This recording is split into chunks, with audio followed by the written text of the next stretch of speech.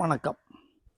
ஒவ்வொரு தலைமுறைக்கும் அடுத்த தலைமுறையை பற்றி ஒரு திகில் கலந்த ஒரு திகைப்பு இருந்துக்கிட்டே இருக்கும். அடுத்த தலைமுறை பொறுப்பா இல்லை அப்படின்னு புலம்பி நமக்கு கிடைக்கக்கூடிய மிக பழைய ஸ்டேட்மெண்ட் என்பது கிரேக்க காலகட்டத்தில் ஏறத்தாழ 2500 ஆண்டுகளுக்கு முன்னாடி சொல்லப்பட்டதாக இருக்கு. அது சாக்ரட்டிஸ் சொன்னது என்று சொல்லப்படுகிறது. ஆக அன்று முதல் இன்று வரைக்கும் இந்த திகைப்பு இருந்துகிட்டே இருக்கு. ஏன்னா காலம் மாறிட்டே இருக்கு. ஒவ்வொரு காலகட்டத்துக்கு அதுக்கான புதிய சவால்கள், புதிய வாய்ப்புகள் இருக்கின்றன. அதிலும் இப்போ தொழில்நுட்பம் மிகப்பெரிய பாய்ச்சலை அடைந்து கொண்டிருக்கிறது. தொழில்நுட்பத்துடைய பாய்ச்சலை பற்றி ஒரு தியரி உண்டு. ஒவ்வொரு தலைமுறைக்கு அதனுடைய வேகம் ஒரு மடங்கு அதிகரிக்கும். எங்க அப்பா காலகட்டத்தில் இருந்து என்னுடைய காலகட்டத்துக்கு வரும்போது தொலைக்காட்சி, அதன் பிறகு இணையம் போன்ற விஷயங்கள் வந்து விட்டன. எங்க அப்பா காலத்தில் இருந்த ஒரே பெரிய மாற்றம் என்பது ரேடியோ மட்டும்தான். அதாவது தகவல் தொழில்நுட்பத்தில் எங்க அப்பா தமிழகத்தை விட்டு வெளியே போனதில்லை. நான் உலகம் முழுக்க சுத்திட்டு இருக்கேன். ஆனால் என்னுடைய மகனுடைய காலகட்டம் வரும்போது இணையம் வழியாக உலகமே இணைக்கப்பட்டு அதைத் தொடர்ந்து பல்வேறு வகையான கேளிக்கைகள், தொடர்பு ஊடகங்கள் உருவாகி கிட்டத்தட்ட குளோபல் வில்லேஜ் என்று ஒன்று உருவாகிவிட்டிருக்கிறது. இந்த மாற்றங்கள் ஒவ்வொருவருடைய இயல்பையும் மாற்றுகின்றன. அது என்னென்ன மாற்றம் என்பதை வெவ்வேறு அறிஞர்கள் எழுதியிருக்கிறார்கள். அதற்குள் நான் செல்ல விரும்பவில்லை. ஆனால் ஒவ்வொரு காலகட்டத்தில் இந்த மாற்றத்தை இயல்பானது என்று எடுத்துக்கொள்ள கூடாது என்றுதான் என்னுடைய கருத்து. அந்த மாற்றம் ஏன் நிகழ்கிறது, எப்படி நிகழ்கிறது என்பதை கவனிக்க வேண்டும். முந்தைய தலைமுறை அந்த மாற்றத்தை அப்படியே ஏற்றுக்கொள்ளக்கூடாது. அதில் என்ன தவறவிடப்படுகிறது, என்ன திருத்தப்பட வேண்டும் என்பதை சுட்டி காட்டி கொண்டுதான் இருக்க.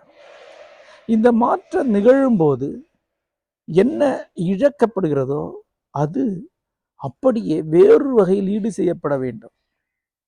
முந்தைய தலைமுறை எதை வைத்திருந்தோ அதை அப்படியே வைத்திருக்க வேண்டும் என்று சொல்ல முடியாது. முந்தைய தலைமுறை போலவே இருக்க வேண்டும் என்று சொல்ல முடியாது. முந்தைய தலைமுறைக்கு திரும்ப வேண்டும் என்பது சாத்தியமே அல்ல. ஆனால் எது இழக்கப்படுகிறது என்பதை கவனித்து அதை அந்த சூழலில் ஈடு செய்ய வேண்டும். எது திருத்திக் கொள்ளப்பட வேண்டும் என்பதை உணர்ந்து அதை அந்த சூழல் வைத்து திருத்திக் கொள்ளப்பட வேண்டும். இதை சுட்டி காட்டலாம். இப்ப இளைய தலைமுறையை பற்றி என்னுடைய திகைப்பு அண்மையில் ஒரு தருணத்தை சொல்கிறேனே. அதாவது ஒரு சில மாதங்களுக்கு முன்பு எங்களுடைய முழுமை அறிவு என்கிற இணைய அல்லாத நேரடி பயிற்சி வகுப்புக்காக அறிவிப்புகளை வெளியிட்டிருந்தோம். கவனிங்கள், நேரடி பயிற்சி வகுப்பு. நேரில் வந்து ஆசிரியருடன் அமர்ந்து பயில வேண்டும். அதற்குரிய தனி இடம், ஒரு அரை காடு போன்ற இடம் உண்டு. அங்கு வந்து அமர்ந்து கற்க வேண்டும். இணையான உள்ளங்கொண்டவருடன் இணைந்து அமர்ந்து கற்க வேண்டும். அதுதான் முறையான கல்வி என்பது என்னுடைய கொள்கை. அதன் பொருட்டு அமைக்கப்பட்டது இந்த முழுமை அறிவு என்கிற இந்த அமைப்பு. அந்த வகுப்புகள் நடந்து கொண்டிருந்தன. அதற்கான அறிவிப்புகளை வெளியிட்டேன். அந்த அறிவிப்பிலே மாணவர்கள் இலவசமாக பங்கெடுக்கலாம். அவர்கள் தேவைப்பட்டால் அவர்களுக்கு பயணப்படி அளிக்கப்படும் என்று அறிவித்திருந்தோம். அதாவது இலவசமாக கற்றுக்கொள்ளலாம், பயணப்படி அளிக்கப்படும். அப்போது கூட பெருமளவில் யாரும் பங்கெடுக்கவில்லை. மொத்தமாகவே 8 பேர் தான் பங்கேற்க விருப்பம் தெரிவித்தார்கள். அந்த 8 பேரில் 4 பேர் பயணப்படியே முன்னரே அவர்களுக்கு மணி ஆர்டராக அனுப்பி வைக்க முடியுமா என்று கேட்டிருந்தார்கள். அது முடியாது, நீங்கள் வந்து பங்கெடுத்த பிறகு பயணப்படியை கேட்டு வாங்கிக் கொள்ளலாம் என்று நான் எழுதியிருந்தேன். நாங்கள் எப்படி நம்புவது என்றார்கள். சரி, நீங்கள் பயணப்படியை வாங்கி கொண்டு வருவீர்கள் என்று நாங்கள் எப்படி நம்புவது என்று நான் திரும்பி கேட்டேன். பிறகு அவர்கள் தொடர்பு கொள்ளவில்லை. அவர்கள் அந்த பயணப்படியை முன்னரே வாங்கலாம் என்று மட்டும்தான் திட்டமிட்டிருக்கிறார். இருவர் சென்னையிலிருந்து பைக்கிலேயே வருவோம், அந்த பைக்குக்கான மொத்த செலவும் திரும்பி போறதுக்கான செலவை நீங்கள் அளிக்க முடியுமா, அது சில ஆயிரங்கள் என்று சொன்னார். ஒருவர் பெங்களூரிலிருந்து தனி டாக்ஸி வைத்து வருவேன், திரும்பி போவேன், 17,000 ரூபாய் செலவாகும், அந்த பணத்தை அளிப்பீர்களா என்று கேட்டார். நான் கேட்டேன், ரயில் இருக்கிறது, நீங்கள் வண்டியில் வருவதாக கொண்டால் கூட அதை பகிர்ந்து கொள்ள முடியுமே.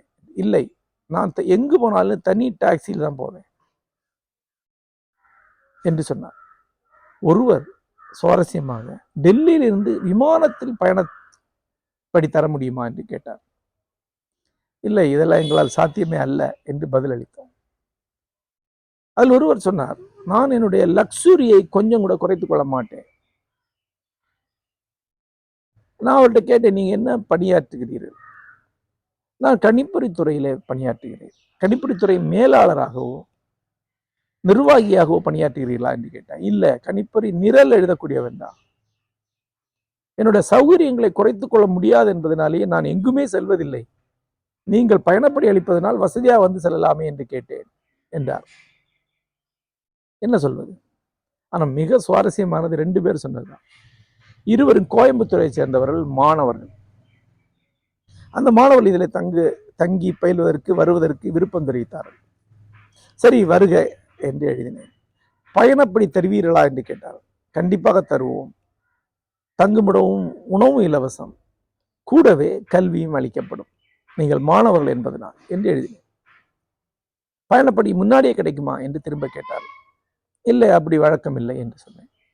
நாங்கள் டாக்ஸி வைத்து கொண்டு தான் வருவோம், எங்களால் பேருந்தில் பயணம் செய்ய முடியாது, பைக்கிலும் பயணம் செய்ய முடியாது என்றார். சரி, 2 பேர் தானே, வாங்க என்று எழுதினேன். அதன் பிறகு ஒரு கடிதம் வந்தது. அங்கே சாப்பாட்டு மெனு என்ன, அதுதான் கடைசி துரும்பு. Get lost, you are not invited here, இந்த பக்கமே நீங்க வரக்கூடாது என்று ஒரு கடிதத்தை போட்டு அந்த உறவை முறித்து கொண்டேன். இப்படி இருக்கிறாங்க. அதாவது தத்துவம், கலை போன்றவற்றில் ஏதேனும் ஆர்வம் உடையவர்களே தமிழ்நாட்டில் 0.5% கீழே தான். அந்த 0.5%லேயே இதற்கு வகுப்புகளுக்கு வரக்கூடியவர்கள் புறக்கணிக்கத்தக்க அளவு குறைவானவர்கள். அவர்களுக்கு இதெல்லாம் தேவைப்படுகிறது. இந்த வகுப்புகளுக்கு வரக்கூடியவர்களே அப்படி உண்டு. எனக்கு தனி அறை தேவை, நான் பணியாளர்களை அழைத்து எப்படி பேச வேண்டும், அவளுக்கான தொடர்பு எண்களை ஆளுங்கள் என்பார். நான் சொன்னேன், நீங்கள் கொடுக்கக்கூடிய இந்த கட்டணத்தில் உலகத்தில் எங்காவது ஒரு அறையும் 3 வேளை உணவும் தளிப்பாளலாம். உங்களுக்கு தனி அறை, தனி பணியாள், நீங்கள் கேட்பதெல்லாம் தருவதற்கான ஏற்பாடு ஆகியவை நட்சத்திர விடுதியில் அளிக்கப்படும். அங்கு இல்ல கட்டணத்தை நீங்கள் கொடுக்க முடியுமா? அது கொடுக்க முடியாது. ஆனா இதுல இந்த வசதிகள் எல்லாம் வேண்டும். இந்த தலைமுறை கணிசமானவர்கள் இப்படியே பழகி விட்டிருக்கிறார்கள். இந்த மனநிலையை நாம் எப்படி புரிந்து கொள்வது, இவர்களை எப்படி வகுத்துக் கொள்வது? நான் என்னை பற்றி அவர்கள் ஒருவரிடம் சொன்னேன். என்னுடைய 20வது வயதில் அதீன் பந்தோபாத்தியாய பார்க்கறதுக்காக நீலகண்ட பறவையை தேடி, நீலகண்ட் பக்கீர் கோஞ்சே என்கிற நாவலை படித்து முடித்த 15ஆம் நிமிடம் பஸ் ஏறிட்டேன். கல்கத்தா போவது எப்படின்னு தெரியாது. அன்றைக்கு காசர்கோடில் இருந்தேன். மங்களூர் வழியாக சென்று அவரை சந்தித்தேன். கல்கத்தாவில் எங்க தங்குன்னு எனக்கு கூட தெரியாது, கையில பணம் கூட இல்லை. அப்படித்தான் நான் மாமனிதர்களை சென்று சந்தித்திருக்கிறேன், என் ஆசிரியர்களை சென்று சந்தித்திருக்கிறேன், அவர்களை சந்திப்பதற்காக பயணம் செய்திருக்கிறேன், இந்தியா முழுக்க அலைந்திருக்கிறேன். அறிதல், கற்றல் எனக்கு அவ்வளவு முக்கியமா இருந்தது. ஆனா இவர்களுக்கு எந்த வகையில அது முக்கியம் இல்லை. ஏனென்றால் இணையம் தான் காரணம். இணையம் தகவல்களை அவர்கள் தலைமையில் கொட்டி கொண்டே இருக்கிறது. அவள் என்ன நினைக்கிறார்கள் என்றால் உலக ஞானமே கைதொடும் தொலைவில் இருக்கிறது, எது வேண்டாலும் கற்றுக்கொள்ளலாம் என்று நினைக்கிறார்கள். அது உண்மை என்றால் போன தலைமுறையை விட இந்த தலைமுறையிலே ஆய்வாளர்கள் மிக அதிகமாக இருக்க வேண்டும் அல்லவா? அறிஞர்கள் மிக மிக அதிகமாக இருக்க வேண்டும் அல்லவா? ஏன் இல்லை? ஒப்பு நோக்க குறைவாகத்தானே இருக்கிறார்கள். அதைத்தான் நாம் கவனிக்க வேண்டும். இணையம் உங்களுக்கு அளிக்கக்கூடிய தரவுகள் எல்லாமே விளம்பர சார்ந்தவை. இணையத்திற்கு நீங்கள் அளிக்கும் கட்டணம் என்பது அந்த விளம்பரங்களை கவனிக்கிறீர்கள் என்பதுதான். சுஜாதா இணையம் வந்த காலத்தில் சொன்னால் அது இலவசமாகத்தான் இருக்கும், ஆனால் முதலாளித்துவ யுகத்தில் எதுவுமே இலவசம் அல்ல என்றார். எதுவுமே இலவசம் அல்ல, இணையம் இலவசம் கிடையாது, எந்த தளம் இலவசம் கிடையாது. ஏனென்றால் அதில் மறைமுக கட்டணம் ஒன்று இருக்கிறது. அந்த கட்டணம் விளம்பரம். அப்படி என்றால் விளம்பரம் எதற்காக அளிக்கப்படுகிறது? அந்த பொருள் நிறுவனங்கள் தான், அந்த பொருள் உற்பத்தி நிறுவனங்கள் தான் அந்த செய்திகளை கட்டுப்படுத்துகின்றன. அந்த செய்திகள் எப்படி இருக்க வேண்டும் அவை தீர்மானிக்கின்றன. ஆகவே அரை உண்மைகள் தகவல்களாக கொட்டப்படுகின்றன, உதிரி தகவல்கள் கொட்டப்படுகின்றன. முழுமையான ஒரு ஆய்வு தகவல் வரவே வராது. இதற்கப்பால் எது உங்களுக்கு பிடிக்குமோ, எது உங்களை பிடித்து வைக்குமோ, எது உங்களை கவருமோ, எதில் நீங்கள் அதிக நேரம் செலவிடுகிறீர்களோ அந்த தகவல் அதிகமாக தரப்படும். ஏன்னா அப்போதான் அது பிரபலமாகும். பிரபலமானதான் விளம்பரம் அதிகமானவரை சென்று சேரும். இதை புரிந்து கொள்வது மிக எளிது. ஆகவே இணையத்தில் எது உங்களுக்கு எதிலாக கிடைக்கிறதோ அது உங்களுக்குரியது அல்ல, அது எதை அளிப்பவர்களுக்குரியது. அவர்களுடைய அடிமையா நீங்கள் ஆவதற்காக அது அளிக்கப்படுகிறது. இணையத்திலே ஆய்வு செய்வது எளிது, ஆனால் நீங்க தேடி தேடி தேடி சென்று பயில வேண்டும். அந்த பயில்வதற்கு ஒரு பயிற்சி வேண்டும்.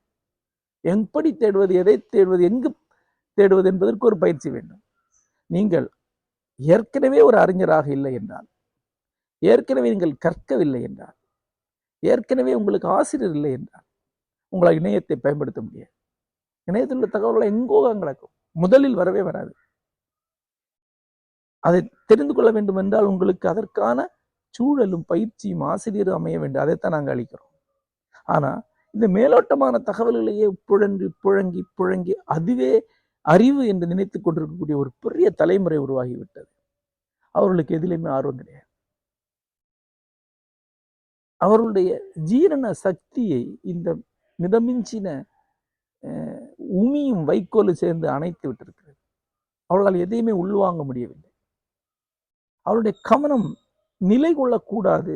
மிக அதிகமானவற்றை அவர்கள் பார்க்க வேண்டும் என்றால் மிக குறைவான நேரமே ஒன்றில் இருக்க வேண்டும்.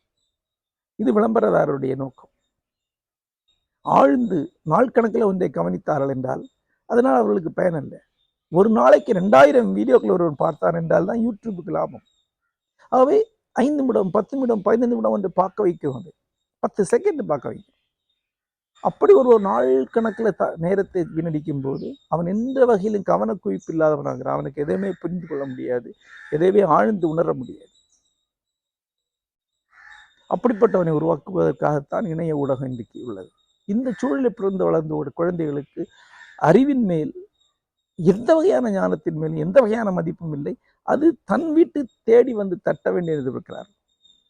தனக்கு தேவையானது தன் வீட்டில் தட்ட வேண்டியது இருக்கிறார். ஒன்று ஞாபகம் வைத்துக் கொள்ளுங்கள், எதை நீங்கள் தேடி செல்கிறீர்களோ அது மட்டும்தான் உங்களுக்கு பயனுள்ளது. எது உங்கள் வீட்டை வந்து தட்டுகிறதோ அது எதுவா இருந்தாலும் அது பயனற்றது. அது அதை தேடி வந்து தட்டுறவனுக்கு மட்டுமே லாபம் தரக்கூடியது, எந்த பொருளாக இருந்தாலும்.